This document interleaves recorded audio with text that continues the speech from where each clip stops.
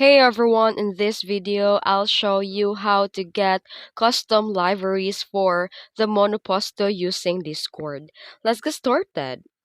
First, open the Discord and join Monoposto community server.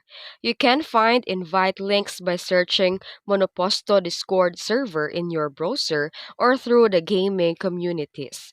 And once you're inside the server, look for the channel like liveries, car designs, or custom skins. This is where players share their own livery creations.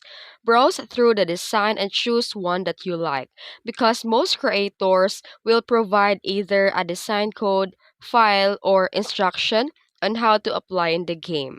Next, open the Monoposto and go to the car customization or the livery section and follow the instruction provided in the Discord, whether that's entering a code or manually creating the design.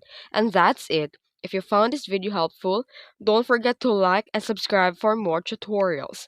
Thanks for watching.